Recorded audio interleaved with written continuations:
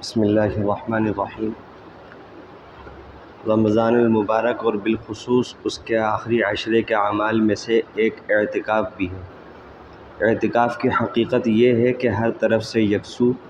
اور سب سے منقطع ہو کر بس اللہ سے لو لگا کے اس کے در پہ یعنی کسی مسجد کے کونے میں پڑ جانے اور سب سے الگ تنہائی میں اس کی عبادت اور اسی کی ذکر و فکر میں مشغول رہے۔ یہ خواص بلکہ اخص الخواص کی عبادت ہے۔ اس عبادت کے لیے بہترین وقت رمضان المبارک اور خاص کر اس کا آخری عشرہ ہی ہو سکتا تھا،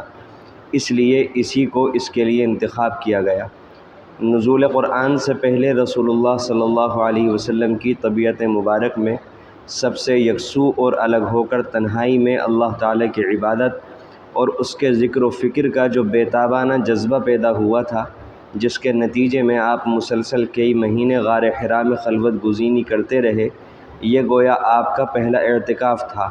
اور اس اعتکاف ہی میں آپ کی روحانیت اس مقام تک پہنچ گئی تھی کہ آپ صلی اللہ علیہ وسلم پر قرآن مجید کا نزول شروع ہو جائے۔ چنانچہ حرا کے اس اعتکاف کے آخری ایام ہی میں اللہ کے حامل وحی فرشتے جبرائیل علیہ السلام سورہ اقرا کی ابتدائی آیتیں لے کر نازل ہوئے۔ تحقیق یہ ہے کہ یہ رمضان المبارک کا مہینہ اور اس کا آخری عشرہ تھا، اور وہ رات شب قدر تھی، اس لیے بھی اعتکاف کے لیے رمضان المبارک کے آخری عشرے کا انتخاب کیا گیا۔ روح کی تربیت و ترقی اور نفسانی قوتوں پر اس کو غالب کرنے کے لیے پورے مہینے رمضان کے روزے تو تمام افراد امت پر فرض کیے گئے، گویا کہ اپنے باطن میں ملکوتیت کو غالب اور بہیمیت کو مغلوب کرنے کے لیے اتنا مجاہدہ اور نفسانی خواہشات کی اتنی قربانی تو ہر مسلمان کے لیے لازم کر دی گئی کہ وہ اس پورے محترم اور مقدس مہینے میں اللہ کے حکم کی تعمیل اور اس کی عبادت کی نیت سے دن کو نہ کھائے نہ پیے، نہ بیوی سے مطمع ہو، اور اسی کے ساتھ ہر قسم کے گناہوں بلکہ فضول باتوں سے بھی پرہیز کرے، اور یہ پورا مہینہ ان پابندیوں کے ساتھ گزارے۔ بس یہ تو رمضان المبارک میں روحانی تربیت و تزکیے کا عوامی اور کمپلسری کورس مقرر کیا گیا، اور اس سے آگے تعلق باللہ میں ترقی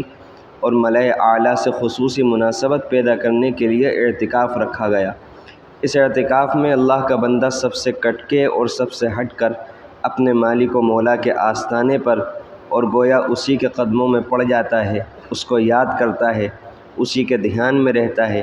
اس کی تسبیح و تقدیس کرتا ہے، اس کے حضور میں توبہ و استغفار کرتا ہے، اپنے گناہوں اور قصوروں پر روتا ہے، اور رحیم و کریم مالک سے رحمت و مغفرت مانگتا ہے، اس کی رضا اور اس کا قرب چاہتا ہے۔ اسی حال میں اس کے دن گزرتے ہیں اور اسی حال میں اس کی راتیں۔ ظاہر ہے کہ اس سے بڑھ کر کسی بندے کی سعادت اور کیا ہو سکتی ہے۔ رسول اللہ صلی اللہ علیہ وسلم اہتمام سے ہر سال رمضان کے آخری عشرے کا اعتکاف فرماتے تھے، بلکہ ایک سال کسی وجہ سے رہ گیا تو اگلے سال آپ نے 2 عشروں کا اعتکاف فرمایا۔ حضرت عائشہ صدیقہ رضی اللہ عنہا سے روایت ہے